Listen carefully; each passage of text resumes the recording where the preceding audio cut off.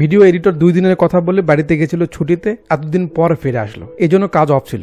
Video এতদিন যায়নি, এই জন্য আপনারা যে কষ্ট পেয়েছেন, এই জন্য যা যা বলার এডিটরকেই বলুন, এখানে আমার কোনো হাত নেই। ওকে, কখনো কি এমন হয়েছে আপনার সঙ্গে যে আপনি একটা মুভি বা কোনো অডিও শুনছেন, শুনতে শুনতে যখন সেটা শেষ হয়ে যায় আপনার মন বলে ওঠে, ইস শেষ হলো কেন, আরো একটু সামনে যদি চলতো ভালো লাগতো। ব্যাপারটা পুরো মনে টাচ করে যায়। আজকে যে মুভিটা নিয়ে কথা বলতে চলেছি, মুভিটাও সেম একটা ফিল আনিয়ে দেয়। What a drama, what a feel. উফ, মুভির কাহিনী একেবারে যে ইউনিক তা একদমই নয়। আমরা এমন কাহিনী অনেকবার দেখেছি, বাট এই মুভির সঙ্গে যে ট্রিটমেন্টটা করা হয়েছে জাস্ট অসাধারণ।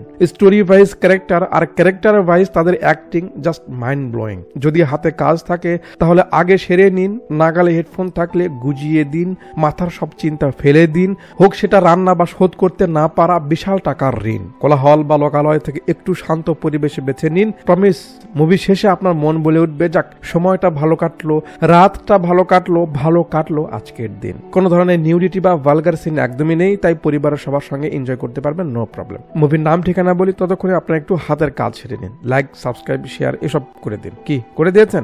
ওকে, ওয়েল, কথা বলছিলাম 2023-এ মুক্তি পাওয়া রোমান্টিক ড্রামা মালয়ালম মুভি নাম অনুরাগম এর ব্যাপারে। মুভির কাহিনী শুরু হয় ভ্যালেন্টাইন্স ডের দিন ভ্যালেন পার্কে। প্রচুর রোদ, তাই ছাতা নিয়ে দুইটা ছেলে এখানে বসে আছে। এন্ট্রি হয় মুভির সাইড ক্যারেক্টার হিরোর বেস্ট ফ্রেন্ড মুসির। কি ব্রো, আমি থাকবো নাকি চলে যাব? এন্ট্রি হয় আমাদের মুভির হিরো বা বলা যায় লিড ক্যারেক্টার আশবিন জোশী, অর্থাৎ আশবিনের, মানে এখানেও নামটা সেম আর কি। মুসিকে যেতে বলে, মুসি বলে তাই নাকি, ওকে চলে গেলাম। সে চলে যায়। আবে ছাতা নিয়ে গেলি কেন? রোদ তো। মুসি বলে একটু রোদ খেলে হিরো আলম হয়ে যাবি না, খা।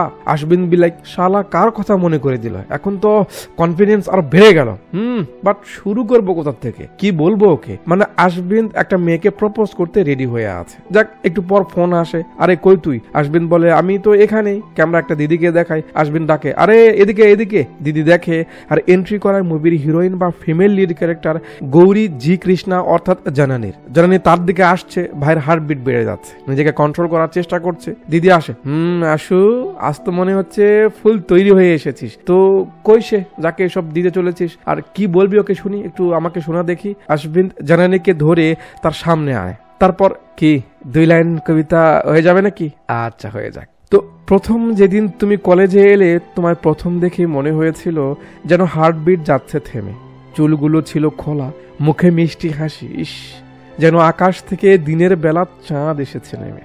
মনের মাঝে নার্ভাসনেস, কিন্তু চোখে ছিল কনফিডেন্স। মনে হচ্ছিল ও দুটো চোখ নয়, দূর আকাশের তারা। এতদিন কখনো এমন ফিল হয়নি, এক্সাইটমেন্ট মনে জাগেনি। কলেজটা অপূর্ণ ছিল যেন তুমি ছাড়া। কেউ স্বপ্নে আসেনি, চোখে ভাসেনি, মনে জাগেনি, ভালো লাগেনি যতটা লেগেছে লাইক ইউ। আজ আমার মনের গহীন থেকে তোমায় জানাতে চাই, I really really love you. জানানি ফুলটা চটকা দেয়, ও জায়েদ খানের টিউটোরিয়াল ভার্সন, আয়নায় দেখেছিস নিজেকে? আশবিন বলে, ও বুঝেছি, আমি তোকে এর আগে কেন বলিনি তাই? জানানি বলে, আরে ইডিয়েট, তোকে আমার পছন্দ হয় না, চল যা, আর কখন আমার সামনে আসবি না। আর এসব কি? সে রাগ করে চলে যায়। মানে হলো জানানি মূলত আশুর বেস্ট ফ্রেন্ড, সে তাকে অনেক আগে থেকেই ভালোবাসে। আজ প্রপোজ করলো, বাট জানানি রাজি হলো না। মুসি আসে, কিরে ইজ্জতের ফালুদা করে দিলি তো, চল আর এখানে থেকে লাভ নেই, এখন মেয়ে রিজেক্ট করেছে, একটা গান না হলে হয়। গান শেষে পরের দিনে এবার ক্যামেরার সামনে আসে মুভির অন্যতম আরেক ক্যারেক্টার, যে অসাধারণ অভিনয় করেছে, মিস্টার জনি অ্যান্থনি, অর্থাৎ জোশী, যেও সেম আশবিনদের মতো মার্সি নামের কাউকে তার ভালোবাসার কথা বলতে ট্রাই করছে। কি বলবে, কিভাবে বলবে সেসব লিখে নিয়েছে, মানে সে একা প্র্যাকটিস করছে। কপাল, বাস্তবে কিন্তু প্রপোজ করতে গেলে এমনটাই আমরা করে থাকি। যাক, এবার এন্ট্রি হয় মুভির মাঝে আমার সব থেকে যাকে বেশি ভালো লেগেছে, দিব্যানী জি, অর্থাৎ মার্সির। স্যার আমাকে ডেকেছেন? তাকে দেখে তো কাকু তোতলানো শুরু করে, মানে মার্সি, আমি তোমায় একটা জরুরি ব্যাপারে কথা বলতে ডেকেছি। জি স্যার বলুন। ব্যাপারটা হলো মানে আমরা ঘর বানাতে। জি স্যার। মানে মার্সি বাড়ির জন্য অফিস লোনের ব্যবস্থা করেছে, তুমি কি লোন নিবে? বেচারা কাকু ভয় কিছু বলতেই পারছে না। মার্সি বলে, স্যার আমার তো বাড়ি আছে। কাকু বলে, ও হ্যাঁ তোমার তো বাড়ি আছে। না মানে ব্যাংক নতুন একটা স্কিম এনেছে হোম লোন, সেটার ব্যাপারে বলতেই ডেকেছি। জি স্যার বুঝেছি, তাহলে কি আমি এখন চলে যাবো? চলে যাও, কাম হলো। রাতে বাড়ি ফিরলে সব সিনিয়র সিটিজেন কাউকে ধরে যে তাকে থেকে কিচ্ছু হবে না। মাঝে যে দাদি কথা বলছে ইনি জোসির মা। মনের কথা বলতে পারেনি বলে দাদি ও বাকি সবাই মিলে মজা নিচ্ছে। জোসি বলে, মা এবার দেখো আমি বলেই দিব। হয়েছে, থাক, বুঝেছি, আমার কপালে আর বউ দেখা হবে না। এখানে আরো যে দাদিদের দেখছেন এরা সবাই এখানেই থাকে, লাইক আশ্রমের মতো। জেসি বলে, মা এবার তুমি থামো, এই যে বলে দিলাম আগামী 7 দিনের মাঝে আমি মার্সিকে পটিয়েই ফেলবো, দেখো। দেখবো নি। এরপর ক্যামেরা গিটারে বাজাতে বাজাতে এন্ট্রি করাই মুভির অন্যতম আরেক ক্যারেক্টার। অ্যাক্টিং এর সঙ্গে সঙ্গে বেশ ভালো মুভিও যে ডিরেক্ট করেছে গৌতম বাসুদেব মেনন স্যার অর্থাৎ শঙ্করের। গান শুনতে শুনতে এদিকে এন্ট্রি হয় হটি নটি এক দিদি দুর্গা কৃষ্ণা অর্থাৎ নিতার। লুক দেখেছেন? থাক, আর গভীরে না যাই। এখান থেকে শঙ্করের এক ফ্রেন্ড বলে, এ শঙ্কু কি গাইছিস, এসব ছাড়, ওই গানটা গা। কোন গানটা? আরে যেটা দেবিকার জন্য প্রথম গিয়েছিলি কলেজে। নামটা শুনতেই শঙ্কর চুপ হয়ে যায়। ক্যামেরা নিতার কাছে আনলে আমরা দেখি তার রিয়াকশনটাও পাল্টে গেছে। একটু পর শঙ্কর সেই গানটাই শুরু করে। সবাই এনজয় করছে, বাট নিতা জয় করতে পারছে না ইনে। গাইতে গাইতে শঙ্করের সামনে পুরনো স্মৃতিও ভেসে ওঠে। যাক, পুরনো কথা পরে বলা যাবে। গান শেষে দুজন ডান্স করছে। নিতা বলে, আমায় বিয়ে করো। কি?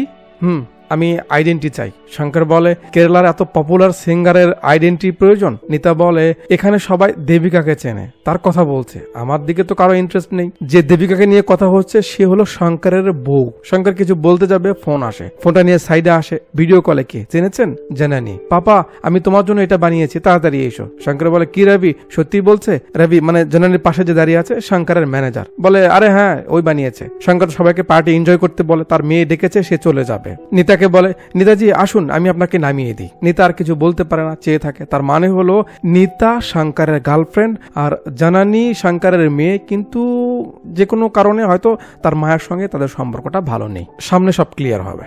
সিন ফোনে জনি টাকলা কাকুর ভিডিও দেখাতে দেখাতে এখানে আসে। মুসি আশ্বিনকে বোঝাচ্ছে যে কিস করেও মেয়েকে পটানো যায়। মেয়ের আগে তো কি হয়েছে, জনি দাদা তো এভাবেই করে, চল তুইও করে দেখা, তুই পারবি। আশ্বিন রাগ হয়ে যায়, চল হ্যাট, তোর কথা শুনে ওকে আগে প্রপোজ করেছি, এখন আমাদের বন্ধুত্ব নষ্ট হয়ে গেছে। মুসি বলে, এ আমার দিকে তাকা, ভালো করে তাকা, তুই ভুলে যাস না হিরো আলমের গার্লফ্রেন্ড আছে, জাহেদ খানের জন্য অনেক মেয়ে পাগল, আর তোর দেখ, তোর দিকে তাকা, তোর কেউ নেই, চল যা, আমি যেটা বলছি কর, তোর কাজ হয়ে যাবে।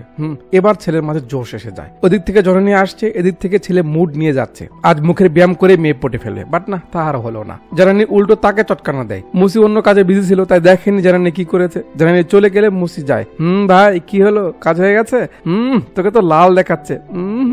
আশ্বিন একটা থাপ্পড় মারে, চুপ কর শালা, টিউটোরিয়াল ভার্সন জাহেদ খান। ওখান থেকে সিন কাট করে ক্যামেরার সামনে আনে আরেক ক্যারেক্টার ফাদার ড্যানিয়েলকে, যে জোসির খুব কাছের বা একমাত্র ফ্রেন্ড। জোসি ফাদারকে বলছে তাকে হেল্প করতে, কারণ মার্সি তার প্রবচন শোনে বা তাকে তো এমনিতেই সবাই মানে। এখন বন্ধু মানুষ কি আর করার, দুজন বেরিয়ে পড়ে মার্সির বাড়িতে যেতে। রাস্তায় ফাদার বলছে সে বাইবেলের একটা কোটেজ ব্যবহার করে মার্সিকে আবার বিয়ে করতে বলবে। তার হাজবেন্ড মারা গেছে এত বছর হলো, তার ছেলে আশ্বিনকে এখন বিয়ে দিতে হবে, তারপরেও যখন তুই ছাড়ছিস না, কি আর করার, চল। যাক, একটু পর ফাদার মার্সির বাড়িতে আসে, তাকে ইশারা ইঙ্গিতে বোঝাতে চায় যে একা আর কত থাকবে, একটা জীবন সঙ্গী প্রয়োজন, কেউ তোমার পাশে থাকা প্রয়োজন। মার্সিও কম না, সে তার ছেলেকে ঘিরেই বাঁচবে, এমনটা বলে ফাদারের মুখ বন্ধ করে দেয়। ওদিকে জোসি তার মাকে ফোন করে বলছে, মা আজ তো কাজ হয়ে যাবে, ড্যানিয়েল ভিতরে গেছে কথা বলতে। দাদি বলে, বেটা ড্যানিয়েলের ডালিমের রসই তো শুকে গেছে, ও তোর কি উপকার করবে? তো সেদিক দিয়ে আসবেন আর মুসি যাচ্ছিল, জোসি তাদের ডাকে। ও হ্যাঁ, আপনাদের বলতে ভুলে গেছি, মার্সির ছেলেই কিন্তু আশ্বিন, মানে মার্সি আশ্বিনের মা। এখন মাকে পটাতে হলে তো ছেলেকেও হাতে রাখতে হবে, এই জন্য জোসি আশ্বিনকে একটু আদর করে বা দেখা হলে তার সঙ্গে ভালোভাবে কথাবার্তা বলে। কথা শেষে যাচ্ছে, মুসি বলে, কিরে তোর মুখটা বাংলার পাঁচের মতো দেখাচ্ছে কেন? আশ্বিন বলে, আরে লোকটা যখনই দেখা পায় গায়ে হাত দেয়, গাল টানে, আমার বিরক্ত লাগে। মুসি বলে, আরে কি বলছিস, তার কি বউ বাচ্চা নেই? আশ্বিন যেই বলে, বেটা সে বিয়েই করেনি। কি বিয়ে করেনি? এবার বুঝলাম। কি বুঝলি বে? আরে ওই কাকু তো তোকে পটাতে চায়।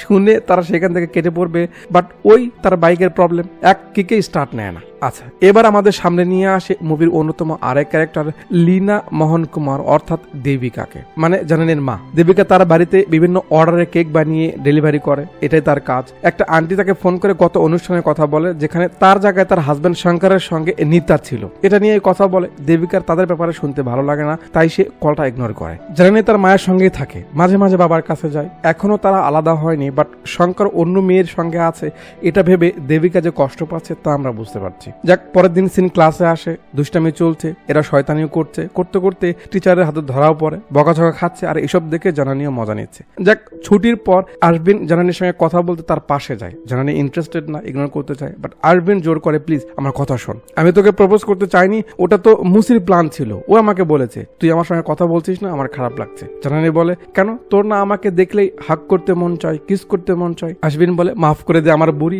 এসব আমি না, ওই মুসি আমাকে দিয়ে এসব বলিয়েছে, আর ওসব বলবো না, জাস্ট ফ্রেন্ড থাকবো, তুই কথা বল। ফ্রেন্ড, জাস্ট ফ্রেন্ড, এই সেরেছে। বয়ফ্রেন্ডের চেয়ে যে জাস্ট ফ্রেন্ড কতটা ডেঞ্জারাস এটা তো মেয়েরা বোঝে না। যাক, শুধু ফ্রেন্ড থাকবে, ওসব ভালোবাসার কথা আর বলবে না, তাতে জানানি রাজি হয় আর মুক্ত ঝড় একটা হাসি দেয়। ব্যাস, এর পেছনে মিউজিক চালু হয় যাতে এদের দুজনের সময় কাটানো, আশবিনের গোপনে লাইন মারা। ওদিকে জোসিকে দাদি শিখিয়ে দিচ্ছে কিভাবে চোখ মারতে হবে। জোসির ফুল কনফিডেন্স, সে পারবে, কিন্তু পরের দিন মার্সির সামনে, মানে আশবিনের মায়ের সামনে গিয়ে আর মারতে পারে না, এমন করে। কপাল। জানানি সুযোগ পেলে কিছু একটা লিখতে থাকে। জানতে চেয়ে আশবিন জিজ্ঞেস করে, তুই মাঝে মাঝে এসব কি লিখিস? জানানি বলে, তোকে বলছি কাউকে যেন বলিস না। মুসিও সেখানে আছে, দেখা যাচ্ছে না। জানানি বলে, আমি গডের কাছে চিঠি লিখি, যেটা আমার ভালো লাগে বা যেখানে তার হেল্প লাগবে আমি কাগজে লিখে তাকে জানাই। ও আচ্ছা, খুবই ভালো।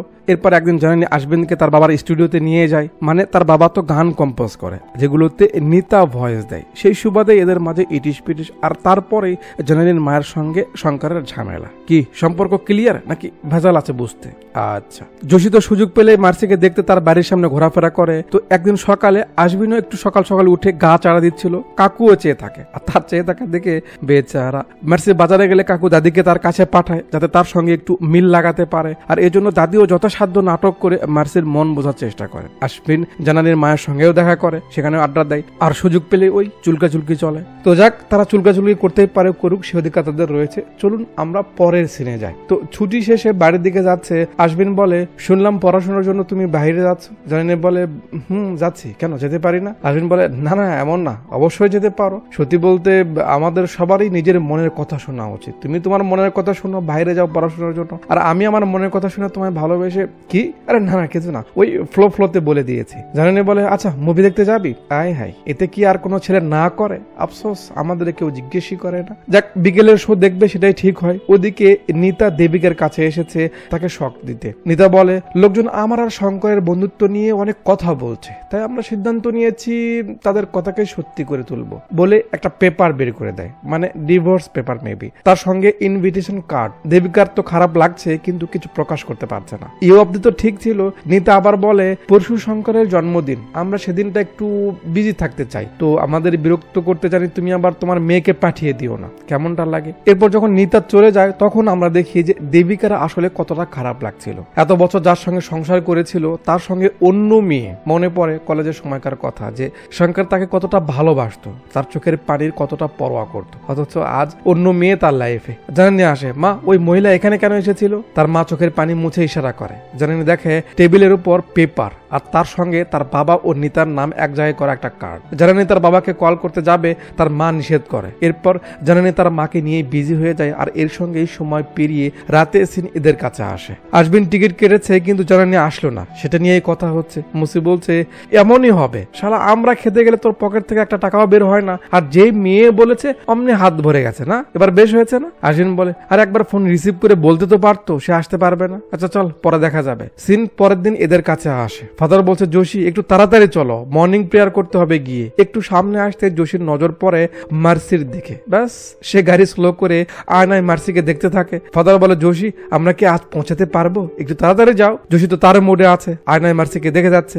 মার্সি আবার এটা বুঝতে পেরে ছাতার সামনে ধরে। হলো ঘোর অপমান। বাস স্ট্যান্ডে এসে থামে। ফাদার বলে, আরে কি হলো আবার? যোশী ফাদারকে বলে, আরে আগে একটু চাটা খেয়ে নাও, তারপর না হয় যাচ্ছি। না, ফাদার খাবে না। যোশী জোর করে ফাদারকে খেতে বলে। ওই একটা চা আর রুটি দিত। ফাদার খাচ্ছে। ওদিকে মার্সি এসে বাস স্ট্যান্ডে দাঁড়ায়। যোশী সেদিকে ধ্যান দিচ্ছে। এবার ফাদার বুঝতে পারে ব্যাপারটা কি। আচ্ছা বেটা, তাহলে এই ব্যাপার? বদমাইশ ছেলে কোথাকার। এখানে মার্সির এক কলিগ নীলা যোশীকে দেখে বলে, আরে ম্যানেজার স্যার সকাল সকাল চা খেতে শুরু করেছে, চা রেডি। এরপর এখানে যে একটা সিচুয়েশন দুজনের মাঝে দেখা যায়, জাস্ট অসাধারণ। মার্সি তাকালে যোশী অন্যদিকে তাকায়, আবার মার্সি অন্যদিকে তাকালে যোশী তাকে দেখা শুরু করে। মার্সির চোখে রাগ বোঝা যাচ্ছে, বাট যে ভালোবাসে তাকে তো একটু নির্লজ্জ হতেই হয়। কি আপনাদের সঙ্গে এমনটা হয়েছে না? হ্যাঁ জানি আমি। তো মার্সির তাকানো দেখে নীলা বলে আর কত এইভাবে, এখানে এসে সরাসরি বলতে পারে না? মার্সি রেগে যায়, তুই চুপ করবি। নীলা জসিকে ডাকে, স্যার চায়ে চিনি ঠিক আছে তো? একটু শরমে পড়ে, তাই ওদিকে আর তাকায় না। দোকানদার বলে, স্যার চলে গেছে, মানে বাস এসে গেছে, এরা চলে গেছে। জসিকে আর এখানে থাকে? ফাদারের খাওয়া শেষই হয়নি, ফাদারকে টেনে নিয়ে যায়। আরে ম্যানেজারে যদি অফিসে লেট করে যায় তাহলে হবে? তাড়াতাড়ি চলো। ফাদার বলে, আচ্ছা তোমার গাড়ি তাহলে জোরেও চলে। সিন রাতে এখানে আসে, শঙ্করের মুড অফ। নেতা জিজ্ঞেস করে কি হয়েছে? শঙ্কর বলে, আমার জন্মদিনে সব সময় সবার আগে আমার মেয়ে আমায় উইশ করে, কিন্তু আজ করলো না, ওকে ফোনেও পাচ্ছি না। নেতা বলে, জানি না কি হলো, নিশ্চয়ই ওর মায়ের চাল। আমি তো ভালো করেই বললাম দেবিকাকে যে জানানিকে যেন 2 দিন আগেই পাঠিয়ে দেয়, তো বড় আর আমি। শঙ্করও সেটাই বিশ্বাস করে। যাক, পরের দিন ছুটির পর সবাই ফিরছে। জানানির মন খারাপ। কি হয়েছে জানতে চাইলে সে বলে না। আশবিন বারবার জিজ্ঞেস করাতে জানানি একটু রেগে যায়। কি সমস্যা তোর? কেন ইরিটেট করছিস? বলিনি কিছু হয়নি। আশবিনেরও খারাপ লাগে। মুসির মজা নিচ্ছে। কি দিলি তো ইজ্জতের হালিম বানিয়ে, কেন অপমান হতে যাস বারবার? জানানি বুঝতে পারে সে এটা ঠিক করলো না, ফিরে আসে। সরি, একটু মাথা ঠিক ছিল না, চল। আরে চল, আমি সরি বলছি তো, তোকে সব খুলে বলছি, চল। কলেজের পাশে একটা পার্কে এসে বসে। তারপর জানানি বলে, আমার বাবা মা সোসাইটির সব থেকে কিউট কাপল ছিল। তাদের ভালোবাসা দেখে অনেকেই হিংসে করত, আবার অনেকেই উদাহরণ দিত। এত ভালোবাসা ছিল দুজনের মাঝে, সব ঠিকঠাক ছিল। যখন থেকে বাবার গ্রোথ শুরু হলো, প্রবলেম আসতে লাগলো। আগে কখনো বাবা মার কথা ডিকোড করতো না, করতে শুরু করলো। তার লাইফে নতুন নতুন ফ্রেন্ড, নতুন মানুষদের আনাগোনা শুরু হলো। মার ছোট ছোট কথায় বাবা ইরিটেট হতে শুরু করলো। এরপর তর্কাতর্কি থেকে ব্যাপারটা ঝগড়ায় পরিণত হলো। আমার সহ্য হতো না বলে চিল্লাচিল্লি করতাম, তখন দুজন থেমে যেত। কিন্তু একদিন তাদের ঝগড়া এত বড় হয়ে যায় যে আমি থামাতে পারলাম না। তারপর মা বাড়ি থেকে বের হয়ে আসে আমাকে নিয়ে। ওই মহিলা বাবাকে কালো জাদুর মতো অন্ধ করে রেখেছে। বাবা তাকে ছাড়া যেন কিছুই বুঝতে চাচ্ছে না। যখন বাবাকে মিস করি খুব খারাপ লাগে, কাছে পাই না। মাঝে মাঝে বাবার কাছে গিয়ে থাকি, বাট এতে কি আর কাজ হয়? বাবা মা একসঙ্গে না থাকলে সন্তানের কেমন হয় এটা আসলে বলে বোঝাতে পারবো না। আর এইসব কিছুর মাঝে মজার ব্যাপার কি জানিস? আমার বাবা মা একসঙ্গে একই কলেজে পড়তো। শুধু তাই না, তারা দুজন বেস্ট ফ্রেন্ড ছিল। এই জন্যই জানানি মূলত আশবিনকে না করছে। যাক, জানানি বলছে, তুমি জানো কাল ওই মহিলা আমাদের বাসায় এসে কি কি সব বলে গেছে? পেপার দেখে মনে হলো বাবা মা আলাদা হতে চলেছে। আমি কি করে ভালো থাকি বলো? তোমার কি মনে হয় বাবাকে না জানিয়ে ওই মহিলা আমাদের বাড়িতে এসেছে? বাবা একবার ফোন দিয়ে জানতেও চাইলো না সে কি বলে গেছে। তার মানে বাবার বুঝে আমাদের দরকার নেই। আশবিন আর কি বলবে বুঝতে পারছে না। আবার জানানির মন খারাপও দেখতে পারছে না। আশবিন জানানির মাকে ফোন করে বলে, আন্টি আমাদের আজকে একটু এক্সট্রা ক্লাস আছে, আমি ওকে সন্ধ্যায় বাড়ি পৌঁছে দিই। জানানির মা বলে, ঠিক আছে বেটা। আশবিন জানানিকে বলে, চল আমার সঙ্গে। কোথায়? আরে চল আমার সঙ্গে। সিন কাট করে এখানে আসে। মানে শঙ্করের জন্মদিন উপলক্ষে নিতা ছোট্ট একটা অনুষ্ঠানের আয়োজন করেছে। তাদের জন্য ছোটই, আমাদের জন্য তো। যাক, আজ দুজনের প্রেসের সামনে তাদের সম্পর্কের কথা জানাবে এমনটাই প্ল্যান। ওদিকে আমরা দেখি আশবিন জানানিকে নিয়ে এখানে এসেছে। গার্ডকে বলছে, আঙ্কিল আমাদের একটু ভিতরে যেতে দিবেন? কাকু বলে, দেখো বাচ্চারা, এখানে জাস্ট তাদেরকেই অ্যালাউ করা হবে যাদের কাছে কার্ড রয়েছে, তোমরা চলে যাও এখান থেকে। আশবিন বলে, কাকু ওর বাবা কিন্তু এখানেই রয়েছে, আমরা কি তাকে ফোন দিব? ফোন দিত। জানানি দিতে চাইছে না। আশবিন জোর করলে ফোন দেয়। ফোন রিসিভ করে রবি আঙ্কেল, মানে শঙ্করের সহকারী। আরে বেটি তুমি? জানানি বলে সে বাবার সঙ্গে কথা বলবে। রবি ফোন দিতে গিয়ে দেখে শঙ্কর একটু বিজি। নিতাকে বলে, বেটি ফোন করেছে। নিতা ফোনটা নেয়। আচ্ছা আমি দিচ্ছি, তুমি যাও। নিতা ফোনটা শঙ্করকে না দিয়ে তার কাছেই রেখে কলটা কেটে দেয়। ফোন কেটে গেল। আশবিন আবার দিতে বলে, জানানি আবার দেয়, বাট এবার ফোন বন্ধ বলে। হলো এখানে এক এক করে সবাই শঙ্করের তারিফ করছে যে সে কার জন্য কি কি করেছে। ওদিকে আমরা দেখি এরা অন্য জায়গা দিয়ে লুকিয়ে ভিতরে আসছে। জানানি একটু ভয় পাচ্ছে। আশবিন সাহস দিচ্ছে, আরে কিছু হবে না। তো এখানে মঞ্চে একটা দল গান গাইতে উঠেছে। গায়ক ভাই সাহেব শঙ্করকে বলে, স্যার এটা স্পেশালি আপনার জন্য। এ বলে সে গান গাইতে শুরু করে। আর সেই গানটাই গায় যেটা শঙ্কর দেবিকাকে, মানে জানানির মায়ের জন্য গেয়েছিল। গানটা শুনে পরিচিত সবার রিয়াকশন পাল্টে যায়। শঙ্কর আর নিতাও একটু আনইজি ফিল করে। গানটা পুরো পরিবেশ পাল্টে দেয়। গানটা যখন জানানির কানে পড়ে নিজের অজান্তেই সে তার মাঝে হারিয়ে যায়, কারণ এই গান সে অনেক শুনেছে। আর এই গানটা তার বাবা মার মধুর স্মৃতির কথা মনে করিয়ে দেয়। জানানি সব বলে সেদিকে যাচ্ছে, এদিকে সিকিউরিটি কাকু দেখে চিল্লানো শুরু করেছে,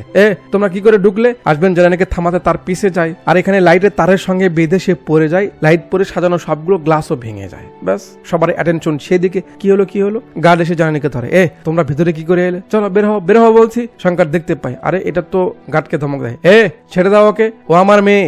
জানেনি আসো বেটি। জানেনি দৌড়ে তার বাবার কাছে যায়। ব্যাপারটা ঘোলাটে হয়ে গেল, তাই একটু ভয় পাচ্ছে। শঙ্কর তাকে সান্ত্বনা দেয়, বলে বেটি তুমি এভাবে কেন, আর বাবাকে উইশ করনি যে? জানানি বলে তুমি তো আমাকে দেখতে চাওনি। দেখতে চাইনি? কি বলছো এসব? নিতাকে জিজ্ঞেস করো, আমি কাল রাত থেকে তোমার ফোনের অপেক্ষা করছি। জানানি বলে আমি তো তোমাকে ফোন দিয়েছিলাম একটু আগেও, তুমি ফোন কেটে দিয়ে অফ করে রেখেছো। কি আমি ফোন কেটে দিয়েছি? আমার ফোন তো রবির কাছে। রবি বলে স্যার আমি তো ফোন নিতাকে দিয়েছি। এবার কই যাবি মহিলাদের জায়েদ খান। শঙ্কর নিতাকে বলে নিতা তুমি ফোন কেটেছো, অপরাধ ধরা পড়েছে, কি করবে? শঙ্কর আবার বলে নিতা তুমি কি কল কেটে ফোনটা অফ করেছো? নিতা বলে কেটেছি, আমি কেটেছি কারণ আমি তোমায় একা চেয়েছি, জাস্ট একা। ও আচ্ছা তাই, তুমি আমায় একা চাও? তো শুনে নাও, যেখানে আমার মেয়ে আসতে পারবে না সেখানে আমি শঙ্কর থাকবো না। বলে জানানিকে নিয়ে যাচ্ছে, নিতা পিছে আসে। শঙ্কর ছোট্ট একটা কারণে তুমি এভাবে যেতে পারো না, সামনে দাঁড়ায়। জানানি ভয় পাচ্ছে, না জানে কি হয়, তাই যেই একটু বাবাকে বলে বাবা প্লিজ একটু শান্ত হও, নিতা জানানিকে ধাক্কা দেয়। চুপ কর খরগোশের বাচ্চা, তোর জন্যই সব। কার না মাথা গরম হবে। শঙ্কর শালিকে একটা থাপ্পড় মারে, চল হ্যাট সামন থেকে। এই সেরেছে। এবার আশবিনও জোর পায়, সেও পার্ট নিতে থাকে। শঙ্কর মেয়েকে নিয়ে পার্টি থেকে বের হয়ে যাচ্ছে। ক্যামেরা আশবিনকে ফলো করে, আর আমাদের ছোট্ট একটা ফ্ল্যাশব্যাক দেখায় যে আশবিন মূলত লুকিয়ে জানানির চিট দেখে নিয়েছিল, যেগুলো সে গডের কাছে লেখে। সেখানে একটা চিটে জানানি লিখেছিল সে তার বাবাকে খুব মিস করে, তাকে কাছে পেতে চায়। এটা দেখার পর থেকে আশবিন প্ল্যানে লেগে পড়েছিল কিভাবে তার বাবাকে জানানির কাছে নিয়ে আসবে। আশবিন গিয়ে এদের রিকোয়েস্ট করেছিল অনুষ্ঠানে যেন সেই গানটা এরা গায়, আর তার প্ল্যান অনুযায়ী কাজ হলো। জানানির খুশিতে ছেলেও খুব খুশি। জানানি তার বাবার সঙ্গে যাচ্ছে। আশবিন মুসিকে ফোন করে তার খুশি প্রকাশ করে যে কাজ হয়ে গেছে মামা। কথা বলছিল, জানানি আবার ফিরে আসে। আশবিন দেখে জানানি হা করে আছে। জানানি দৌড়ে এসে আশবিনকে জড়িয়ে ধরে বলে থ্যাংক ইউ আশু, বলুন কেমনটা লাগবে। আশবিন যেন আকাশ থেকে পড়লো, তাহলে সে বলে ফেলে আই লাভ ইউ টু জানানি। জানানি আবার একটু রেগে যায়, কি বললি? আশবিন কেটে দেয়, আরে ওই বন্ধুওয়ালা আই লাভ ইউ, ওইটা না। তাহলে ঠিক আছে বলে জানানি ফিরে যাবে। আবার বলে হে আশু, তুই সারা জীবন আমার পাশে থাকবি, কখনো যেন চলে যাস না। পেলে এমন বলাই যায়, কষ্ট পেলে আসল রূপ দেখা যাবে। যাক, জানানি খুব খুশি, আর তার খুশিতে ভাইও লুসফুসি। আর আজই ভাই প্রথম কিকে স্টার্ট নিয়েছে। কপাল। ব্যাস, ভাই বাইকে বসে হিরো আলমের গান শুনতে শুনতে বাড়ির দিকে যায়। তো বাড়িতে আসার পরে বিদ্যুৎ ছিল না, তাই মার্সি বাইরে বসেছিল। আশবিন মায়ের কোলে মাথা রেখে শুয়ে আছে। থাকতে থাকতে তার মাকে জিজ্ঞেস করে, আচ্ছা মা, তুমি কখনো কাউকে ভালোবেসেছো? সে তো মা লজ্জা পাওয়ারই কথা। আরে কি বলছিস এসব? আশবিন জেদ করে, আরে বলো না মা, বলো। আন্টি বলে ধুর পাগল, আমাদের সময় ওসব প্রেম ভালোবাসার নাম নেওয়াও তো পাপ ছিল। আশবিন বলে বুঝেছি, তোমার প্রেমে আর কে পড়বে, তোমায় দেখেই তো সবাই দিদি বলেছে। আন্টি বলে এমন একদমই না, তোর মা সুন্দর না হতে পারে, কিন্তু কলেজে তোর মায়ের পিছে কত ছেলে ঘুরেছে জানিস? আশবিন মজা নিচ্ছে, হয়েছে থাক, আর চাওয়া মারতে হবে না। আন্টি বলে আরে সত্যি বলছি। আশবিন বলে ওসব ছাড়ো, তুমি জাস্ট এটা বলো যে কেউ তোমাকে ভালোবেসেছিল কিনা, বা তুমি কাউকে ভালোবেসেছিলে কিনা। আন্টি বলে এমন সুযোগ তো হয়নি, বাট একটা ছেলে আমায় খুব পছন্দ করতো, বলতে পারিস খুব ভালোবাসতো। আমি তাকে কখনো দেখিনি, কিন্তু তার ভালোবাসা ফিল করতে পেরেছিলাম। সে আমাকে সব সময় ফলো করতো, আমার বান্ধবীরা বলতো, আমি কানে নিতাম না। একদিন সে কি করেছে জানিস? ফাদারের পোশাক পরে আমাদের আশ্রমের ভিতরে এসে যায়। যেহেতু লেডিস আশ্রম ছিল, তাই সহজেই ধরা পড়ে। পুলিশ ডাকা হয়, তাকে যখন জিজ্ঞেস করা হয় সে এখানে কেন এসেছে, সে কি বলেছে জানিস? বলেছে আমাকে দেখতে এসেছে। এটা শুনে সেদিন সবাই অবাক হয়েছিল, আমারও ভালো লেগেছিল, কিন্তু আফসোস তারপরে তার সঙ্গে আর দেখা হয়নি। আশবিন বলে আচ্ছা তাহলে এই ব্যাপার। আন্টি বলে ওসব ছাড়, তুই হুট করে এসব নিয়ে কেন কথা বলছিস? আচ্ছা তোর ওই বান্ধবীটার কি খবর, যার সঙ্গে সারাক্ষণ ঘোরাফেরা করিস? আশবিন বলে আরে তেমন কিছু না মা, ও তো আমার জাস্ট ফ্রেন্ড না। হ্যাঁ জাস্ট ফ্রেন্ড না, বুঝছি, এখন যা পড়তে বস, যা। ওদিকে জানানি তার মাকে বোঝানোর চেষ্টা করছে যে তার বাবা তাদের এখনো ভালোবাসে, বা সে যেন তাকে ক্ষমা করে দেয়। কথা হচ্ছিল, দেবিকার ফোন বেজে ওঠে। রিসিভ করলে ওপার থেকে কেউ বলে মেয়েকে নিয়ে একটু থানায় আসুন তো। থানার কথা শুনে তো ভয় পাওয়ারই কথা। যাক, একটু পর থানায় আসে, যেখানে শঙ্কর ও নিতাও ছিল। পুলিশের কথা শুনে আমরা বুঝতে পারি যে নিতা শঙ্কর আর জানানির নামে মামলা করেছে। অফিসার বলছে স্যার এসব ঝামেলায় না গিয়ে তাকে সরি বলে ম্যাটারটা শেষ করুন। শঙ্কর বলবে না, কারণ সে ভুল কিছু করেনি। দেবিকা বলে যা হয়েছে তা ছোট ব্যাপার না, আমার মেয়েকে যেন আবার থানায় আসতে না হয়, স্যার উনি সরি বলবে। দেবিকার কথার উপর শঙ্কর আর কথা বাড়ায় না। মন না চাইতেও শঙ্কর নিতাকে সরি বলে। সে তো ফুলে উঠছে। তার ম্যানেজার জানানিকেও সরি বলতে বলে, জানানিও বলে। শঙ্কর জানানিকে নিয়ে বের হয়ে আসে, তাকে সান্ত্বনা দেয়। দেবিকা এসে বলে সে পেপারে সাইন করেছে, তাদের লাইফে যেন সে আর কোনো ঝামেলা না করে, বলে মেয়েকে নিয়ে চলে যায়। পরদিন কলেজে এসে জানানি এদের সব বলে দেয়। জানানি ভয় পাচ্ছে, তার বাবা মা বুঝি আর এক হবেই না। আশবিন তাকে শান্ত করার চেষ্টা করে। ওদিকে দাদি যোশীকে জোর করে মার্সির বাড়িতে এনেছে, আজ খোলামেলা কথা বলবে। যোশী আর ভিতরে যাবে না। দাদিকে বলে মা তুমি গিয়ে কথা শুরু করো, আমি একটু পরে আসছি। তো যেহেতু যোশীর মা মার্সি তো চেনেই, দাদি এই কথা সে কথা সরাসরি পয়েন্টে আসে। দাদি বলে দেখ মা, তোর জামাই এত বছর হলো তোর সঙ্গে নেই, আমার মনে হয় এখন তোর পাশে কারো দরকার, আমার ছেলে তোকে খুব পছন্দ করে, ও তোকে আর তোর ছেলেকে খুব ভালো রাখবে। শুনে তো মার্সির রাগ হচ্ছে। এরপর দাদি বলে, আমার ছেলে খুব ভোলা, খুব ভীতু, একটা মেয়েকে পছন্দ করতো, ভয়ে তাকে বলতেও পারেনি, সামনেও যেতে পারেনি, অনেক বুঝিয়ে অন্য আরেকটা মেয়েকে দেখাতে নিয়ে গেছিলাম, ওই মেয়েও আমার ছেলেটাকে ফাঁকি দিয়ে গেছে। তারপর আমি ওর বিয়ের আশা ছেড়ে দিয়েছিলাম, কিন্তু তোকে দেখার পর থেকে আমার ছেলেটা আবার হাসতে শুরু করেছে, তাই বলছি তুই আমার বাড়িতে চল না বেটি। মার্সি বলে, মাঝি আমি অনাথ আশ্রমে বড় হয়েছি, আমার মা থাকলে হয়তো আপনার বয়সই হতো, তাই আমি আপনাকে কিছু বলছি না, সম্মানের সহিত এখান থেকে চলে যান, তা না হলে আমি উল্টো পাল্টা বলবো, আমার কারো প্রয়োজন নেই, আমার ছেলে আমার সব। মার্সির কথা ঠিক আছে, কিন্তু বলার ধরনটা খুব হার্ড ছিল, যেটা দাদির খারাপ লাগে। তখন এবার জোশী আসে, আরে মা তুমি এখানে, এমন ভাব নিচ্ছে যেন সে জানেই না, চলো চলো ওরা সবাই তোমায় খুঁজতেছে। দাদি চলে যায়। জোশী যেই মার্সিকে বলে, আসলে মার কথা বলার কেউ নাই তো তাই আপনাকে, মার্সি জোশীকেও কথা শোনায়, দেখুন স্যার নাটক করবেন না আমার সঙ্গে, আমি কি কিছু বুঝি না? কখনো কখনো কি আমার কোনো কথা বা আচরণে আমি বুঝিয়েছি যে আমার আপনাকে পছন্দ? আমার চোখ দেখে আপনি বোঝেননি? আপনার ওই সবকিছু আমার কাছে ইরিটেটিং লাগে? জোশী কল্পনা করতে পারেনি যে মার্সি এভাবে কথা বলতে পারবে। জোশী সরি বলে, আমি বুঝতে পারিনি, সরি। মন খারাপ করে সেখান থেকে বের হয়, বাট বাইরে আসে হাসি মুখ নিয়েই। দাদি তো বুঝতেই পারছে ভিতরে কি হয়েছে, বলে বেটা দুঃখ করিস না, আমরা আবার কোনো প্ল্যান করব, ওকে রাজি করাবই, চল। মুখে যাই বলুক না কেন, মন দুজনারই খারাপ। যাক, সে রাতে জানানি এদের নিয়ে আসে তার বাবার সঙ্গে শেষবার দেখা করাতে, কারণ কয়েকদিন পর জানানি দেশের বাইরে চলে যাবে। এরা অর্ডার দেওয়ার জন্য গেলে আসবেন শঙ্করকে মুসির ব্যাপারে উল্টো পাল্টা বোঝায় যে বেচারার বাপ অন্য আরেকটা বিয়ে করেছে, নিজের বাড়িতে বেচারা মেহমানের মতো থাকতে হয়, এই জন্য মন খুলে হাসতেও পারে না। নিজের বাবা মা না থাকলে বাচ্চাদের যে কি সমস্যা হয় তা ওকে দেখলে বোঝা যায় স্যার। মানে আসবেন মুসির বাহানায় শঙ্করকে ইশারা করছে যে সে যেন জানানির মায়ের সঙ্গে মিলে যায়। যাক, এখানে আরো কথাবার্তা হয়, খাবার দাবার হয়। সিন পর দিন সকালে আসে, মার্সি অফিসে যাচ্ছিল, দাদি আবার তাকে দেখে ডাকা শুরু করে। মার্সি মনে করে সে হয়তো আবারও বিয়ের কথা বলে তাকে পাকাবে, তাই না দেখার ভান করে সেখান থেকে কেটে পড়ে। রাস্তার মাঝেও দাদি এভাবে পিছে পড়ে আছে, ব্যাপারটা মার্সির ভালো লাগে না। অফিসে এসে সে জোশীর উপর খুব রেগে যায় যে আপনি কি ভালো হবেন না, আপনার মাকে আবার পাঠিয়েছেন। জোশী তো কিছু জানে না। আমি মাকে, মার্সি বলে, আমি আপনাদের মতো লোকদের খুব ভালো করেই জানি। এরপর আবার এমন কিছু দেখলে কিন্তু রাগ করে চলে যায়। জোশী খুব অপমানিত ফিল করে, এটা তো ভালো দেখালো না। সেদিন আর দেরি না করে লাঞ্চের সময় জোশী বাসায় ফিরে আসে। মা মা দাদি শুয়ে আছে। মা তুমি কি করেছো এটা? তুমি আবার কেন তার কাছে গেলে? ভালোবাসা ভালোবেসে পেতে হয়, তার যদি আমাকে ভালো না লাগে আমরা জোর করলে কি হবে? মা দাদি কথা বলছে না। মা কি হলো? মা কি হলো? এখন কথা বলছো না কেন? তুমি আবার কেন গেছিলে ওর কাছে? বলো না। দাদি কথা বলে না বা কোনো রিয়াক্টই করে না। এবার জোশীর হুঁশ উড়ে যায়। জোশী দাদির গায়ে হাত দিতে দেখে তার মায়ের শরীরটা ঠান্ডা হয়ে গেছে, শ্বাস চলছে না। জোশী বুঝে যায় তার মা তাকে ছেড়ে চলে গেছে। ফাদারকে ফোন করে কান্না শুরু করে, এ ড্যানিয়েল, আমার মা কথা বলছে না রে, তাড়াতাড়ি আয়। পেছনে জোশীর কান্নার আওয়াজ আর ক্যামেরা তার মাকে ফলো করে সিন বিকালে কবরস্থানে আসে। জোশীর মাকে কবর দেওয়ার জন্য সবকিছু রেডি করা হয়েছে। জোশীর মা ছাড়া এখানে আর কেউ নেই। এভাবে মাকে হারালো ভেবে সে খুব কষ্ট পাচ্ছে, কান্না করছে। একটু পর ক্যামেরা এদিকে আনলে আমরা দেখি মার্সিও এখানে এসেছে। জোশীর কান্না দেখে তারও খারাপ লাগে। রাতে মার্সি বাসায় একটা পেপারে কি যেন লেখে। ওদিকে শঙ্কর আজ সবকিছু থেকে বের হয়ে এসে রবিকে বলছে, তোর কি মনে হয় আমি ভুল করেছি? রবি বলে, যদি সত্যি বলতে বলেন তাহলে বলবো আপনি ভুল করেছেন, আপনার দেবিকা ভাবির কাছে যাওয়া উচিত, তার কাছে ক্ষমা চাওয়া উচিত। শঙ্কর বুঝতে পারে যে সে মরিচিকার পেছনে ছুটে বেরিয়েছে, বাট এখন হুট করে কিভাবে দেবিকার সামনে যাবে, বা গেলেই তো আর সে তাকে অ্যাকসেপ্ট করবে না। কিভাবে দেবিকাকে রাজি করানো যায় বা তার সঙ্গে দেখা করা যায় সেটাই ভাবতে ভাবতে শঙ্কর বলে, আচ্ছা ওই ছেলেবেলেদের হেল্প নিলে কেমন হয়? রবি বলে, ওরা কি করে? শঙ্কর বলে, আরে ওদের কথাতেই তো জানেন না আমার কাছে এসেছে, তাহলে ওরা দেবিকাকেও মানাতে পারবে। তাই করতে হবে। সিন 2-3 দিন সামনে জোশীকে দিয়ে অফিসে আসে। মা মারা যাওয়ার কারণে 2-3 দিন অফিসে আসেনি, তাই কিছু খাম জমা পড়েছে, সেগুলো দেখছিল। সেটার মাঝে একটা ছিল মার্সির। জোশী খুলে কাগজটা ভালো করে পড়ে। তারপর মার্সি যার সঙ্গে একটু মিশত নীলা, তার কাছে গিয়ে বলে, মার্সি কোথায়? ও ট্রান্সফারের আবেদন করেছে কেন? নীলা বলে, আমি তো কিছু জানি না স্যার, কিন্তু কয়েকদিন ধরে ওর মতিগতি কেমন জানি মনে হচ্ছিল। জোশী বলে, ও আচ্ছা। শঙ্কর এদের দুজনকে ধরে আগে পার্ট নেয় যে, তোরা সারাক্ষণ জার্নির সঙ্গে এত ঘোরাফেরা করিস কেন? ওইটুকু পার্টে মুসি বলে দেয়, স্যার ও জার্নিকে ইমপ্রেস করতে চায়। কি?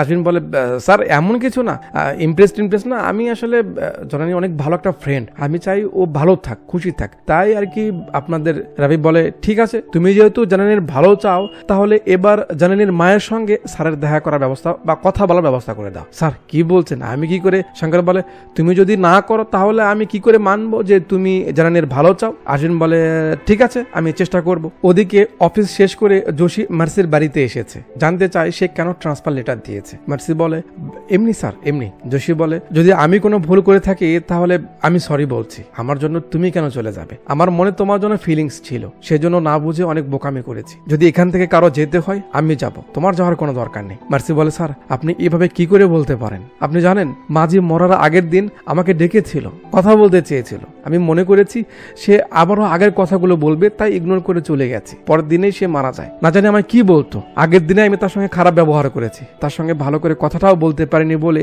আমার আফসোসে ঘুম হচ্ছিল না। আমি জানি অনাথ হলে কেমন লাগে, এখানে একা থাকাটা কতটা যন্ত্রণার আমি খুব ভালো করেই বুঝি স্যার। যোশী থামায়, আরে কি হয়েছে তোমার? কি বলছো এসব? তোমার এখানে কি করণীয় ছিল? তুমি যদি সেদিন থামতে, কথা বলতে, তাহলে কি মা বেঁচে থাকতো? থাকতো না। ও, তুমি এসব ভেবে নিজেকে দোষারোপ করছো আর এই জন্য এখান থেকে চলে যেতে চাচ্ছ? আমি একদমই অনাথ হব না। আমার সঙ্গে অনেক মা রয়েছে যাদের ছেলেদের তাদের প্রয়োজন নেই, তাই রাস্তায় ছেড়ে গেছে, কিন্তু আমার তাদের প্রয়োজন, তাই আমি আমার বাড়িতে তাদের রেখেছি। তারা সবাই আমাকে ছেলের মতো দেখে। আর মা তো মার্সিকে অনেক পছন্দ করত। মরার আগের রাতে মা মার্সির ব্যাপারে আমাকে অনেক কথা বলেছে, অনেক গল্প করেছে যে মার্সি কতটা সাহসী, কতটা শক্ত। এখন সেই মার্সি এভাবে ইমোশনাল হচ্ছে। মার্সি বলে, আপনি অনেক ভালো মনের একটা মানুষ স্যার, এই জন্য এভাবে বলতে পারছেন। সত্যি বলতে আমি যবে থেকে আশ্রম ছেড়েছি কখনো কোনো ভালো মানুষের সামনাসামনি পড়িনি। আমার ছেলে মনে করে তার বাবা অনেক ভালো মানুষ ছিল, কিন্তু আমি তো জানি সে সুযোগ পেলে নিজের বউকে বেঁচে দিত এমন ছিল। অনেক কষ্টে 5 মাসের ছোট বাচ্চাকে নিয়ে আমি বাড়ি ছেড়েছি। তারপর কত কি দেখেছি, কত ঝড় সয়েছি, এরপর এই অবধি এসেছি। আমার ছেলে আমার দুনিয়া স্যার, ও আমার জান, ওকে ঘিরেই আমি বেঁচে আছি স্যার। আমার এই সাজালো গোছালো বাগানটা আবার কোনো ভুল মানুষের হাতে যেন না পড়ে, সবসময় এই ভয় পেয়েছি, এই ভাবনায় থেকেছি। আর এই ভয় থেকেই মাঝির সঙ্গে, আপনার সঙ্গে সেদিন এমন বাজে ব্যবহার করেছি। আমি খুব ভয় পাই স্যার, খুব ভয় পাই বলে কাঁদতে থাকে। যোশী কি বলবে এখন বুঝতে পারছে না, ওঠে। তারপর বলে, আমি কখনো বুঝতে পারিনি তোমার ভিতরে এমন প্রবলেম চলছে। না বুঝে আমিও তো তোমায় টর্চার করেছি। তোমায় আবারও সরি বলছি।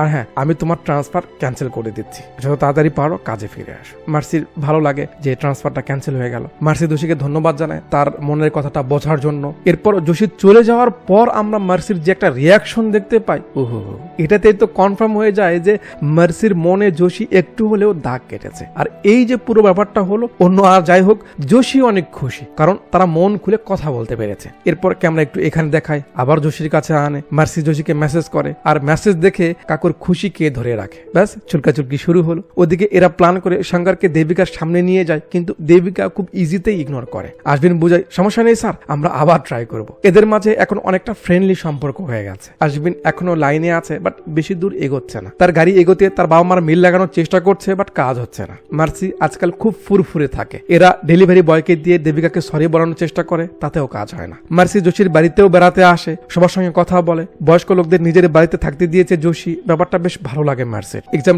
শেষ, রেজাল্ট বের হলে কেউ আর কলেজে ফিরবে না, জানেনি দেশের বাইরে চলে যাচ্ছে। আশবিন অনেক কিছু মনে চেপে রেখে খুব নর্মালি তার সঙ্গে কথা বলার চেষ্টা করছে। জানানি বারবার বোঝাচ্ছে সে তাকে হারাতে চায় না অ্যাজ এ ফ্রেন্ড, আবার ভালোবাসার কথাও বলে না। আশবিন লক্ষ্য করছে তার মা ইদানিং ফোনে বেশ বিজি থাকে, তার কিছু তো একটা হয়েছে। আচ্ছা পরে দেখবনি বলে ব্যাপারটা ইগনোর করে। আশবিন পরের দিন জানানির মাকে ফোন করে বলে, কেকের অর্ডারের ব্যাপারে কথা বলতে হবে আন্টি, তো আপনি যদি একটু অমুক জায়গায় আসতেন তাহলে খুব ভালো হতো। দেবিকা সত্যিই মনে করে, বলে ঠিক আছে কালকে দেখা হবে। মুসি বলে, শোন ভাই, যদি এই আইডিয়াও কাজ না করে তাহলে আমাকে বলিস, আমার কাছে আরো একটা আইডিয়া আছে। আশবিন বলে, রাখ তো তোর আইডিয়া, তোর আইডিয়া লাগবে না, আমি জানি এই আইডিয়াই কাজ করবে, কারণ আমি মন থেকে ট্রাই করছি। তুই জানিস জানানির বাবার জন্মদিনে ও আবার ফিরে এসে যখন আমার জড়িয়ে ধরলো, সেই সময় ওর চোখে মুখে যে খুশিটা আমি দেখেছি তা কখনো কখনো ওর চোখে দেখিনি। তখনই আমি সিদ্ধান্ত নিয়েছি যে করেই হোক ওর বাবা মাকে এক করাবো। আর বাবা ছাড়া পরিবার কতটা অপূর্ণ থাকে আমার থেকে ভালো কে জানে বল।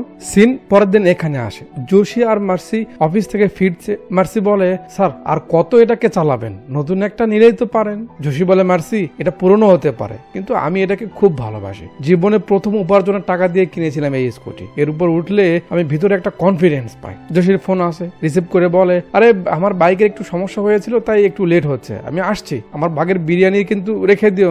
ফোন কেটে মার্সিকে বলে, আমার এক ফ্রেন্ড বাসায় ইনভাইট করেছে, তার মেয়ে ফোন করেছে। মজার ব্যাপার কি জানো, আমি নিজে এদের বিয়ে দিয়েছি, এখন তাদের মেয়ে বিয়ের বয়স হয়ে গেছে। মার্সি বলে, স্যার আমি আপনার বিয়ের কাহিনী শুনতে চাই, বলুন তো কি হয়েছিল, কেন বিয়ের আগে মেয়ে আপনাকে ছেড়ে চলে গেছিল? যোশী বলে, ছেড়ে যায়নি, মাকে আমি অন্যভাবে বলেছি, আসল ঘটনাটা ভিন্ন। বলুন শুনি। জসি বলে, লাইফে প্রথম আমি একটা মেয়েকে পছন্দ করি, তাকে এতটা ভালোবাসি যে তাকে ছাড়া অন্য কোনো মেয়েকে কল্পনা করতে পারিনি, এখনো না। আবার তার সামনে গিয়ে কখনো ভালোবাসার কথা বলতেও পারি না। বয়স হয়ে গেল, বিয়ে তো করতে হবে, মা পিছে পড়লো। যাকে ভালোবাসি সে হুট করে কোথায় যেন গায়েব হয়ে গেল। আমি ওই মেয়ের জন্য বিয়ের সব সম্বন্ধ রিজেক্ট করতাম, কিন্তু শেষে মার জেদ সহ্য করতে না পেরে একটা মেয়েকে দেখতে গেলাম। মার মেয়ে পছন্দ, মেয়ের পরিবারও আমাকে পছন্দ, বিয়ে হয়ে যেত, কিন্তু ভাগ্য ভালো যে মেয়ের বাবা আমাদের কথা বলার সুযোগ দিল। মেয়েকে আমি আমার লাভ স্টোরি বললাম যে আমি একটা মেয়েকে ভালোবাসি, তাকে ভুলতে পারি না। এটা শুনে মেয়েটা কান্না করতে লাগলো। কি কান্না কেন?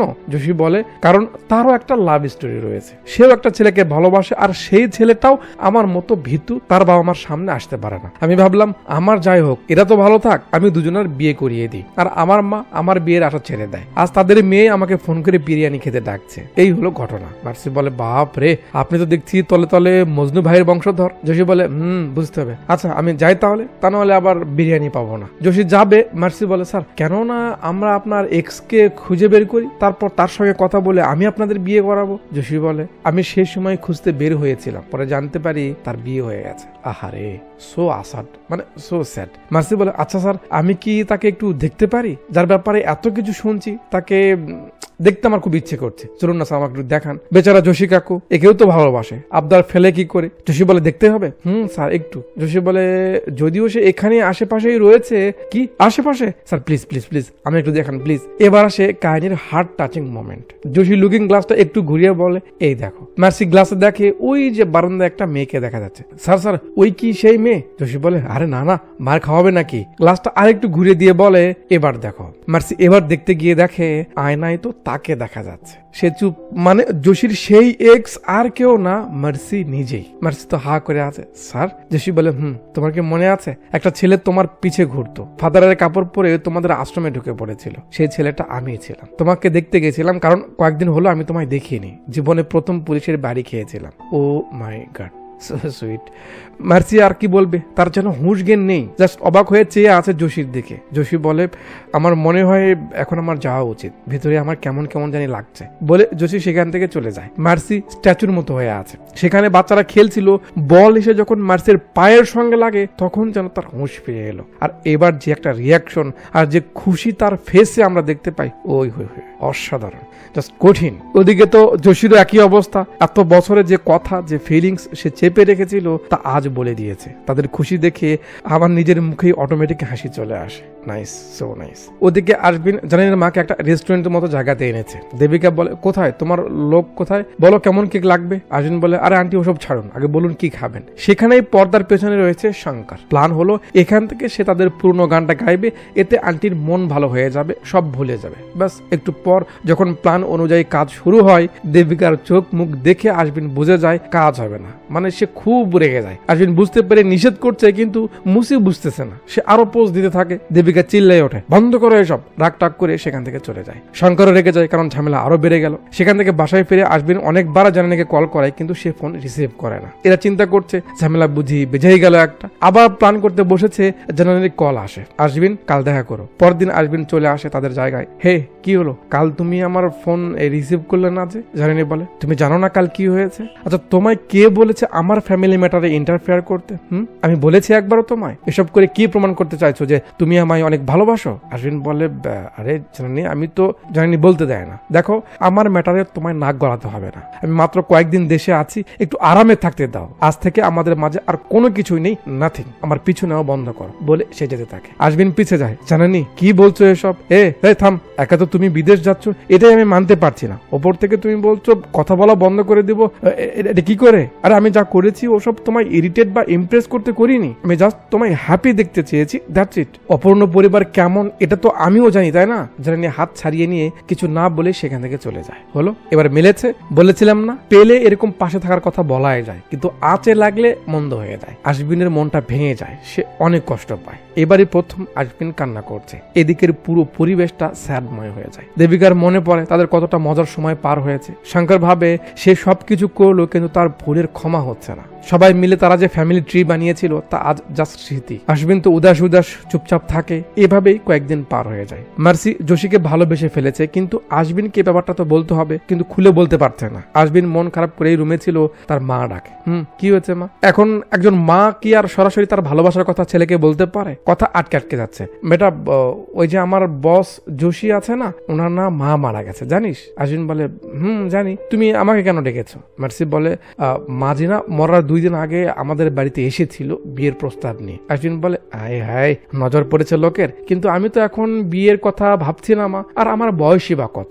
মার্সি ঝটকা দেয়, বেটা তোর বিয়ের না আমার বিয়ের প্রস্তাব এনেছিল। কি তুমি কি বলেছো? মার্সি বলে কি বলবো, না করেছি। ওকে, তাহলে তো হয়ে গেল। মার্সি বলে জোশী আমায় বিয়ে করতে চায়। আমাদের যে ফাদার আছে না ড্যানিয়েল, সেও আমায় ফোন দিয়েছিল, সেও বললো যে ও নাকি আমাদের খুব খেয়াল রাখবে, খুব ভালোবাসবে। আশবিন বলে আচ্ছা, খুব ভালোবাসে না? মার্সি বলে বেটা, শুধু এখন না, সে আমায় অনেক আগে থেকে ভালোবাসে। আচ্ছা, তোকে বলেছিলাম না যে ফাদারের কাপড় পরে একটা ছেলে আমাদের আশ্রমে ঢুকেছিল, এটা সেই ছেলে। আশবিন তো অবাক, বাপ রে, এ তো পুরনো আশিক। এজন্য ওনাকে মাঝে মাঝে তোমার আশেপাশে দেখি, আবার আমাদের বাড়ির আশেপাশেও দেখি।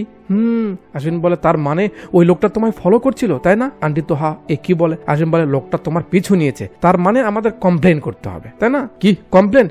দাঁড়াও আমি আসছি বলে আশবিন ভিতরে যায়। মার্সি ভাবছে এটা কি হলো? সারা রাত গল্প শুনে তো আমার ছেলে বলছে লাইলি ছেলে নাকি মেয়ে হলো এটা। আশবিন কথা বলতে বলতে আসে। স্যার, আমি ফোন মাকে দিচ্ছি, তার সঙ্গে কথা বলুন। মামা কথা বলো। নাও, পুলিশ এই সেরেছে। পুলিশ? কথা বলো। আন্টি তো ভয় পেয়ে গেছে। না আমি বলবো না। আরে সে তোমায় কিভাবে বিরক্ত করে বলো। আন্টি তো বলবে না, জোর করে ফোন দেয়। হ্যালো বলতেই ওপার থেকে অফিসার বলে মার্সি বলো, ওর ঠিকানা কোথায়? ওকে ধরে আমি মারতে মারতে জাহেদ খান বানিয়ে দেবো। বলো, ও তোমাকে বিরক্ত করে? মার্সি তো ভয় পাচ্ছে। না স্যার, তেমন কিছু। আরে বলো তুমি বলো। মার্সি বলে না, আমি কমপ্লেন করবো না বলে ফোনটা কেটে দেয়। নে। আর্জুন বলে মা, ওটা পুলিশ নয়, মুসি ছিল। কি মুসি? এখন তুমি বলো তো ব্যাপারটা কি? আন্টি আর বলে না। কিসের ব্যাপার? যা গিয়ে পড়তে বসো, যা। আসবেন পিছনে। মা কি ব্যাপার বলো তো আমায়, খুলে বলো কি হয়েছে? তাকে পছন্দ করো তুমি? বলো। আন্টি ইগনোর করতে চায়, বাট ভালোবাসা তো হাইড করা যায় না, তার ফেস স্পষ্ট বলে দেয়। উপায় না পেয়ে মার্সি বলে সে তাকে পছন্দ করে। শুনে আসবেন চিল্লানো শুরু করে, আরে আমার মা প্রেমে পড়েছে। হ্যালো। আন্টি থামায়, আরে কি হচ্ছে এসব, চুপ কর বোকা।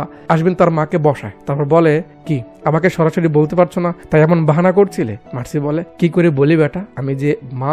আসবেন সুন্দর কথা বলে আরে মায়েরা কি ভালোবাসতে পারে না? আমি সেই ছোট থেকে দেখছি আমার মাটা কখনো এমন মন খুলে হাসেনি, কখনো না। কত কষ্ট করে তুমি আমায় বড় করেছো, আমি কি ভুলে গেছি? সারাটা জীবন তো আমার পিছে দিলে, একবার একটু না হয় তোমার কথা ভাবো, কি ক্ষতি এতে? আমি তোমার সঙ্গে সব সময় আছি। ব্যাস তখনই জোশীর ফোনটা আসে। আসবিন ধরে, হ্যালো মিস্টার, আমার সঙ্গে কথা বলুন। হ্যালো।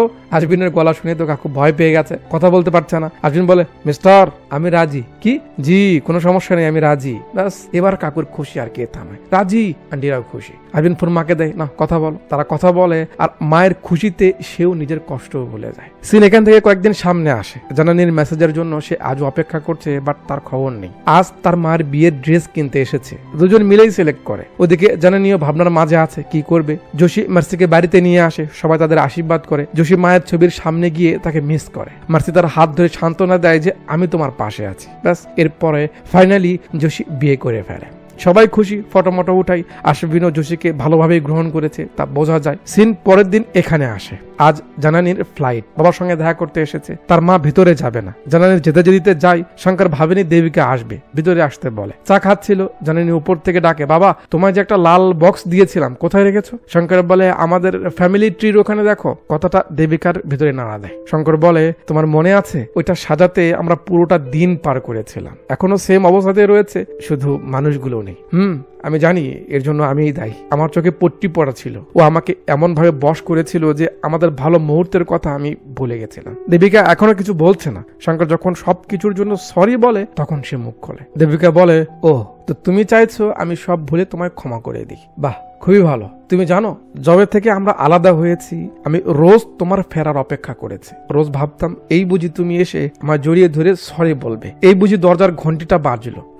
বাজলো একদিন, কিন্তু এলো কে? তোমার গার্লফ্রেন্ড, তাও আবার আমার সাইন নেওয়ার জন্য। তুমি বুঝতে পারছো আমার কেমন লেগেছে? এখন তুমি আমায় মিস করো, বাট আমার আর তেমন ফিল হয় না। দেবিকার গলা ভারী হয়ে আসছে, বলে আমার বয়স হচ্ছে, আমি আর তোমার মন মতো হতে পারবো না, তাই অন্য কেউ আবার তোমার লাইফে আসতেই পারে। তুমি আমায় ছাড়তে পারো, কোনো সমস্যা নেই। সমস্যা নেই নেই, কিন্তু সে ঠিকই কান্না করছে। এই জন্য আমি ভিতরে আসতে চাইনি বলে উঠে যাচ্ছে। শঙ্কর পিছিয়ে পিছিয়ে যায়, হাত ধরে, দেবু দেবু প্লিজ, মানে সে আদর করে তাকে দেবু বলে ডাক। দেবিকা রাগ হয়, কি বললে তুমি, কি বললে আমায়? এই নামে ডাকার অধিকার তোমার নেই, এই নামে জাস্ট আমার শঙ্কর আমাকে ডাকতো, যেটা তুমি নও। কাঁদতে কাঁদতে বলে, আমার শঙ্কর যে কোনো প্রবলেমে পড়লে আমাকে জড়িয়ে ধরে আমার সঙ্গে পরামর্শ করতো, কখনো আমাকে ছেড়ে থাকেনি, কখনো গলা উঁচু করে আমার সঙ্গে কথা বলেনি। তুমি আমার সেই শঙ্কর নও। শঙ্কর তো সরি বলে যাচ্ছে। দেবিকা বলে, কি আমার সামনে দাঁড়ানো তোমার মুখ নেই, এই জন্য ওইসব বাচ্চাদের দিয়ে নাটক করাচ্ছিলে? ভাগ্যে সেদিন তুমি আমার সামনে ছিলে না, আমি তোমায় থাপ্পড় মারতাম। শঙ্কর বলে, আমি এটারই যোগ্য, মারো মারো আমাকে, এটা আগে মারলে হয়তো এমন ভুল হতোই না, মারো। ভালোবাসার মানুষটা অপরাধ বোধের ভার নিয়ে হাত ধরেছে, সরি বলছে, রিকোয়েস্ট করছে। একটা মেয়ে আর কি করে ঠিক থাকতে পারে? দেবিকা গলে যায়, কাঁদতে কাঁদতে শঙ্করের বুকে মাথা লাগিয়ে দেয়। আর সেই সময় জননী আসে। আজ ফাইনালি বাবা মাকে একসঙ্গে দেখে সেও খুশি। ব্যাগ রাখার শব্দে এরা টের পেয়ে যায় মেয়ে এসেছে। শঙ্কর জননীকে কাছে ডেকে নেয়। ফাইনালি জননীর মনের আশা পূর্ণ হলো, তাদের ভাঙতে যাওয়া পরিবারটা ফাইনালি মিলে গেল। সিন কাট করে রাতে এখানে নিয়ে আসে। মুসি মজা নিচ্ছে, ভাই ও তো চলে গেল।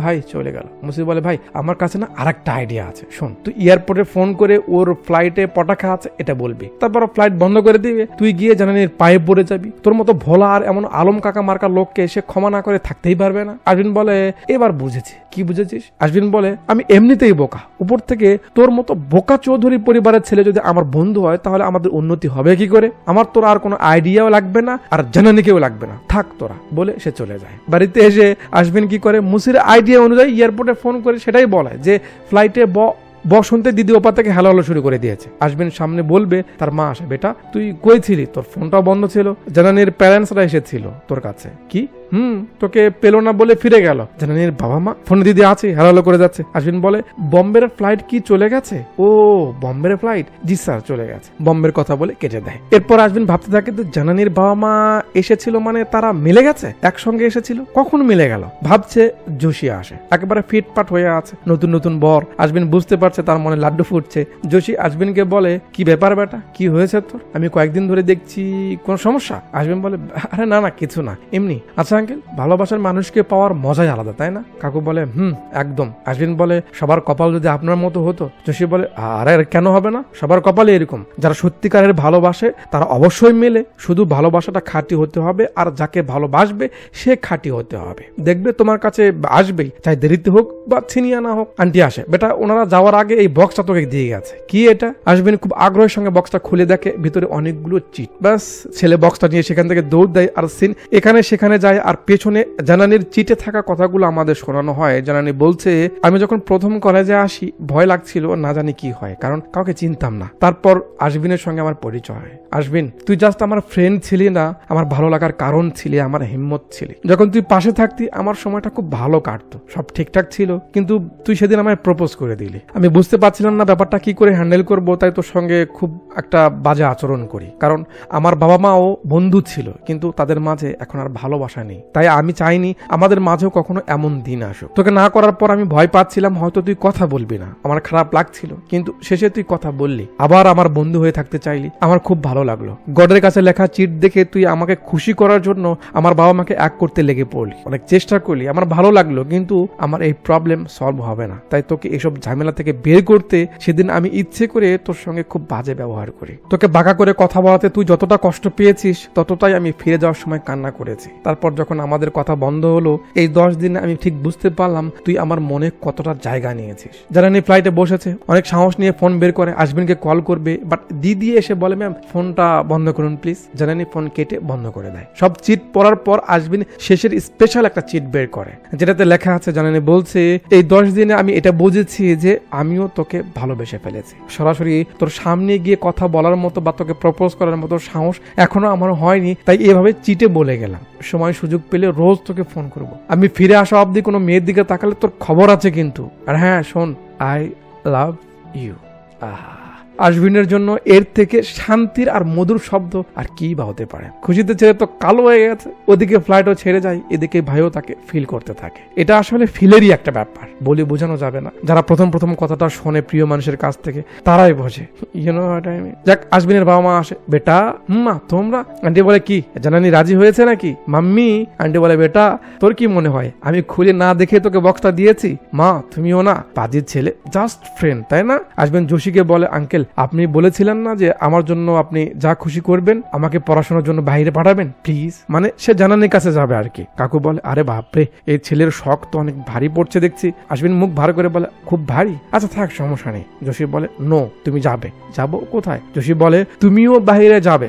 সত্যি? 3 সত্যি। আশবিন খুব খুশি, থ্যাংক ইউ আঙ্কেল। জোশী অভিমান করে না না না তাহলে তো যাওয়া হবে না। আঙ্কেল কেন বলছো? বাবা বলতে হবে, তাহলে হবে। কি বাবা? তার মাও বলে বেটা বল বাবা। আশবিন বাবা বলে আসতে না, আরো জোরে বলতে হবে, আরো জোরে বলে, আরো জোরে বলতে হবে, আরো জোরে বল। ব্যাস হ্যাপিলি সবাই মিলে যায় আর ক্যামেরা জুম আউট করে মুভিটা এখানে শেষ করে দেয়। কি আপনার মুখেও হাসি ফুটেছে না? ফুটেছে না? আচ্ছা, তো বিশুদ্ধতা, স্বচ্ছতা, পরিষ্কার এসব ভালোবাসার চাবিকাঠি। যদি ভালোবাসার মাঝে এসব না থাকে তাহলে সেই ভালোবাসার ফলাফল কখনোই শুভ বা ভালো হতেই পারে না, ইটস ইম্পসিবল। আবার বাস্তবতাও খুব কঠিন, বাস্তবতা আবার উল্টোটাই হয়। যারা সত্যিকারের স্বচ্ছ মনে পরিষ্কারভাবে ভালোবাসে তারা বেশি ঠকে, তাদের সঙ্গেই মনে হয় 2 নম্বরে বেশি হয়। কিন্তু আমার কথা হলো ভালোবাসা মানে যে তাকে কাছে পেতে হবে, তার সঙ্গে থাকতে হবে এমনটা না। আপনি কাউকে কতটা ভালোবাসতে পারলেন, সে আপনাকে কতটা ফিল করলো, এটাই ভালোবাসা। উপরওয়ালা আমাদের সবার মন ভালোবাসায় পরিপূর্ণ করে দিক। আর হ্যাঁ, উপরে যে বিজ্ঞাপনের কথা বলা হয়েছে ওই পুকুরে ডুব মারার কোনো দরকার নেই। আমি বললাম বলেই পাগল হওয়ার কোনো দরকার নেই, একটু মাথা খাটান, ওটা জাস্ট বিজনেস ডিল। যারা সাবস্ক্রাইব করেননি দয়া করে আপনারা একটু ভালোবাসা দেখান। আচ্ছা, তো এতক্ষণ পর্যন্ত আমার সঙ্গে থাকার জন্য আপনাদের সবাইকে অনেকগুলো ধন্যবাদ।